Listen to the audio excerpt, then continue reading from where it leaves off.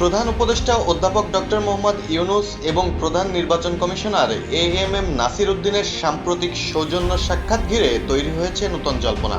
এই বৈঠক কি কেবলই সৌজন্যতা, নাকি এর আড়ালে লুকিয়ে আছে অন্য কোনো বার্তা? বিএনপি নেতা সালাউদ্দিন আহমেদ দাবি করেছেন, এই বৈঠকের বিষয়বস্তু অবিলম্বে জনসম্মুখে প্রকাশ করা হোক। বৃহস্পতিবারের এই সাক্ষাৎ নিয়ে রহস্য আরও ঘনীভূত হয়েছে। লন্ডনে অনুষ্ঠিত এক বৈঠকের পর 2026 সালের ফেব্রুয়ারির প্রথমার্ধে রমজানের আগেই নির্বাচন অনুষ্ঠানের যে বার্তা ছিল, সেটাই কি সিইসিকে জানিয়েছেন প্রধান উপদেষ্টা? সালাউদ্দিন আহমেদ বলেছেন, যদি উভয় পক্ষ থেকে জাতির সামনে বিষয়টি পরিষ্কার করা হয়, তবেই জাতি আশ্বস্ত হবে। RICL TMX, যুগের পর যুগ স্থাপনা থাকে মজবুত।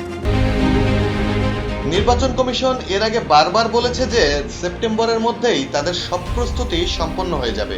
ভোটার তালিকা হালনাগাদ থেকে শুরু করে প্রয়োজনীয় সামগ্রী কেনা সবই নাকি প্রক্রিয়াধীন। তফসিল ঘোষণার পর 3 মাসের মধ্যেই বাকি কাজ শেষ করা সম্ভব, এমনটাই দাবি কমিশনের। তাহলে কি এই প্রস্তুতি দ্রুত জাতীয় নির্বাচনের দিকে ইঙ্গিত দিচ্ছে? তবে স্থানীয় সরকার নির্বাচন আগে করার দাবিকে সরাসরি প্রত্যাখ্যান করেছেন সালাউদ্দিন আহমেদ। তিনি স্পষ্ট জানিয়েছেন, স্থানীয় সরকার নির্বাচনের জন্য গণঅভ্যুত্থান হয়নি।